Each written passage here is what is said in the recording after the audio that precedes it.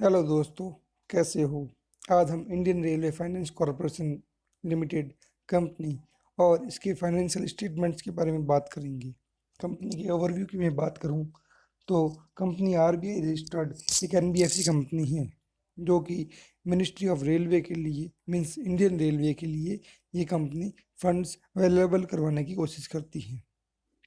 Company के AUM के बारे में बात करें तो ये कुछ इस प्रकार हैं, और कंपनी का नेटवर्थ 3,27,343 मिलियन है। रिटर्न ऑन इक्विटी 9.31% है, और नैन पी ए नील है। इसकी टैक्स लिएबिलिटी भी नील है। टोटल डेब्ट कुछ इस प्रकार आ रहा है। इसका कारण ये है क्योंकि कंपनी सारा जो डाटा है वो पूरा सारे जो फंड्स हैं वो पूरे इंटरेस्ट से हासिल करती है। इस कारण इसके ऊपर कुछ ऐसा डेप्ट बनता है। इसका नेट इंटरेस्ट मार्जिन 1.06% है, और इसकी रेटिंग्स काफ़ी अच्छी हैं। कंपनी की रेटिंग्स के बारे में बात करें तो काफ़ी अच्छी रेटिंग्स निकल के आती हैं। इसकी क्रिसिल रेटिंग AAA है, ICRA रेटिंग भी AAA है, और CARE की भी रेटिंग AAA है। इसका नेट गियरिंग रेशियो कुछ इस प्रकार है, 7.86 टाइम्स। CRAR कुछ भी इस प्रकार है, 433.35% आ रहा है। अगर हम कंपनी के नेक्स्ट स्टेटमेंट्स के बारे में बात करते हैं तो ये देखिए, यहाँ पर इसके फाइनेंशियल स्टेटमेंट्स दिए गए हैं, जहाँ पर 9 मंथ और Q3 2020 और 21 के बारे में भी जानकारी दी गई है।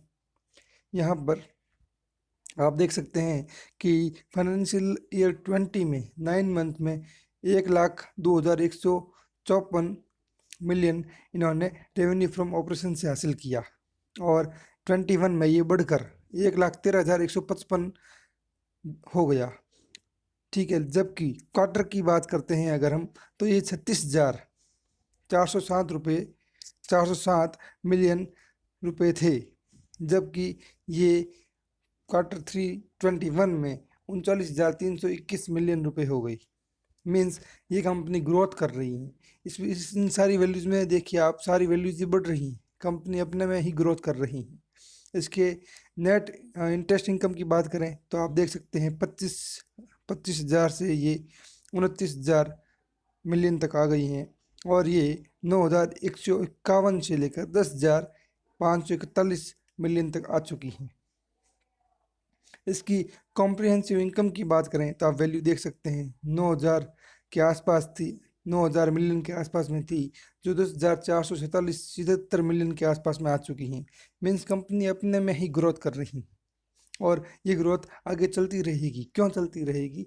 इसलिए चलती रहेगी क्योंकि पूरे वर्ल्ड में जितना वो रेलवेज का वर्क हो रखा है, उससे बहुत ही कम वर्क इंडिया में हो रखा है, और ये लगभग अभी 5% ग्रोथ रेट पर काम चल रहा है, और भारत सरकार इंफ्रास्ट्रक्चर पर बहुत ही ज़्यादा फोकस कर रही है। तो इंडियन रेलवेज अब आगे आने वाले समय में और भी ज़्यादा बढ़ेगा। तो उसका सारा जो फंड्स अवेलेबल करवाएगा, ये एक मोनोपोली बिजनेस है, तो सारे जो फंड्स अवेलेबल होंगे वो सारे के सारे IRF से ही करवाएगा। तो ये कंपनी आगे और भी ज़्यादा राइज करेगी। अब हम की रेशियो के बारे में बात करें। इंटरेस्ट मार्जिन कुछ इस प्रकार है, देखिए 1.06% है। रिटर्न ऑन नेटवर्थ 9.31% है। इसका डेब्ट टू इक्विटी रेशियो 7.87% है।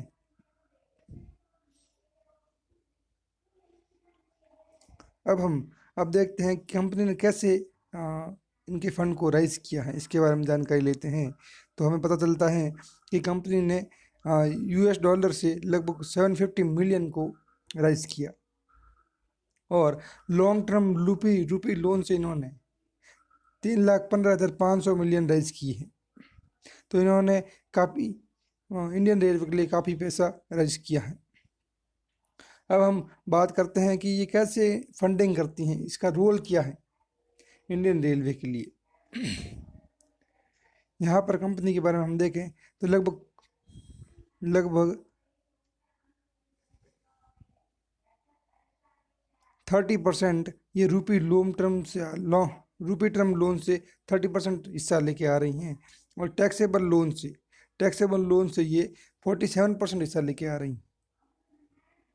इसकी सारी इंटरनेशनल रेटिंग की बात करें तो सारी रेटिंग यहाँ आप देख सकते हैं कि सारी रेटिंग स्टेबल है।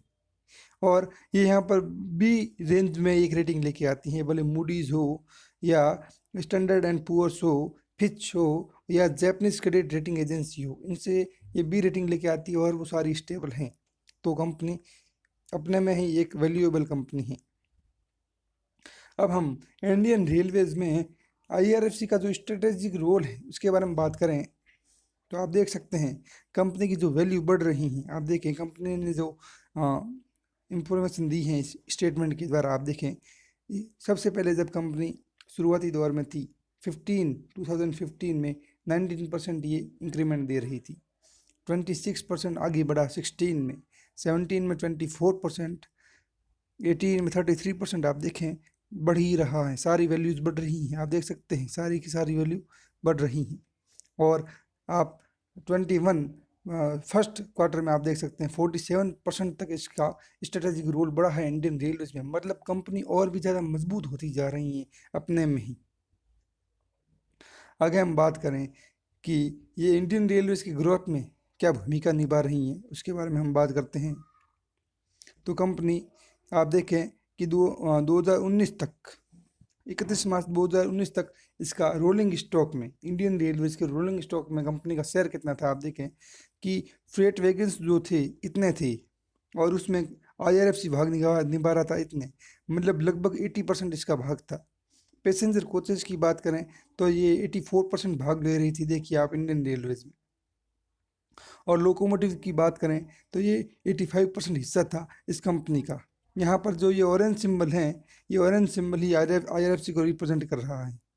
और ये मीन्स इन तीनों ही वैल्यूज़ की बात करते हैं अगर हम, तीनों ही वैल्यूज़ की बात करते हैं अगर हम, तो आप देखेंगे कि सारा हिस्सा 80% से ऊपर है। और मीन्स कंपनी इंडियन रेलवेज में 80% भाग रखती हैं सारे जो वर्क चल रहे हैं उसके लिए।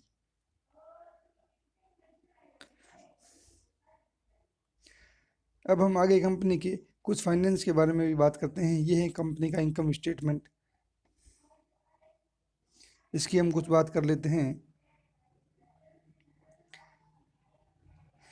कंपनी के इंटरेस्ट इनकम जो हैं ये आप देख सकते हैं कि फाइनेंशियल ईयर से 20 से 22 में 21 में कैसे आ रहा है।